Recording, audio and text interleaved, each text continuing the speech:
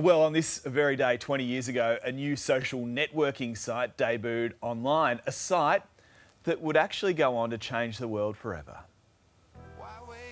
Let's rewind the clock by 2 decades. A small group of Harvard students invest $1,000 each to launch a new social networking website called The Facebook. Initially, it was designed to stay within the hallowed halls of Harvard, but soon it spread like wildfire to major universities across the world. When we first launched, we were hoping for, maybe 400, 500 people. Harvard didn't have a Facebook, so that's the gap that we were trying to fill. And now we're at 100,000 people, so who knows where we're going next. 2 years and a slight rebrand later, Facebook became accessible to the public. Anyone over 13 with an email address could join, and they sure did.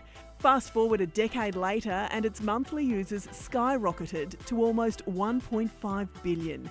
Sharing statuses, writing birthday posts and liking the latest memes became a part of everyone's daily lives. And while the introduction of Instagram and later TikTok have undeniably impacted the popularity of the site, there's no denying the incredible legacy of Facebook.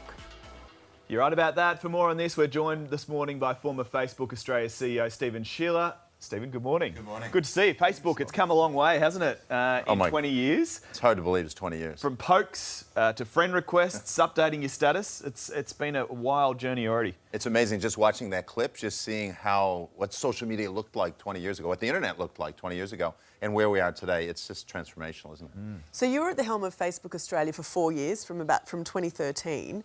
What was your time there like? It was a great time when I was at Facebook. It was, in those days, it was a very optimistic and heady. I remember people talking about Mark becoming president, those sorts of things, which seems ridiculous now since the problems of Facebook and social media have become more apparent. But I think it was a great culture, and probably still is. It's very mission-driven, full of really, really smart people that really want to change the world for the better. And I think that's still true of Facebook today. What was or what is Mark like as a leader? I found him in the early days, he was probably a little more introverted than he is today. I think he'd worked a lot on trying to become a more extroverted leader. Mark's very smart. He's smarter than anybody else in the room, but he's also weirdly humble as well. Okay. Even though many people think he's got an arrogance, I think that's an awkwardness. Right. I think there's a lot of humility to him, and I found him, he was a very nice guy to be around, but he also really challenged you as a leader. Facebook was really like the first big social media that got everyone connected and got everyone sharing photos and that sort of thing. Since then, we've obviously seen the likes of Twitter and Instagram and TikTok, and they've taken a bit of the shine off Facebook. Do you think Facebook has to change to remain relevant? Well, Facebook's kind of like your grandparents' app now, isn't right? it? I mean, Yeah. It's a worry. Things have moved on Still on it. with other, and Instagram's strong, and TikTok has risen from nowhere to be where it is today. Snapchat, Twitter, or X as it's called now. There's lots of options. And, but Facebook is kind of the granddaddy, right? It's 2 billion people, it's so big and influential.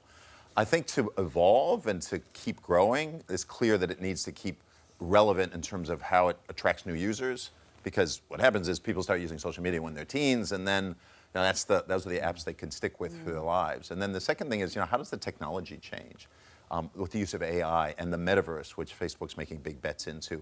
Their thinking is that the phone is going to go away eventually and there'll be some other device that we use. Stephen, we just spoke briefly about Mark Zuckerberg, his leadership.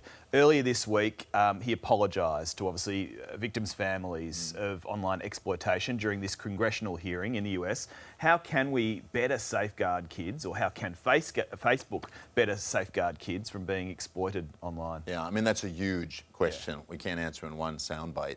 But I think, in short, it's going to be using technologies like AI to get on top of the problems that are being caused by social media, and also just understanding what those problems are. Just better research, better access, better transparency of the data that's on the platforms as well. But if he's the smartest guy in the room, he should be able to do that, shouldn't he? As smart as Mark is, and people like him in Silicon Valley, I mean, we've created technologies that, in many ways, we don't understand what the bigger impacts are, because Mark doesn't know everything, and it takes time sometimes for these things to come clear. Using technology to solve a problem born out of technology. It's ironic, isn't it? There's an irony there, but it's also scary for many parents. Oh, I think it is scary, and I think it's only going to get more challenging with the rise of AI in the next few years. So, unfortunately, I don't have good news for parents. I think being a parent is going to be hard for some time to come.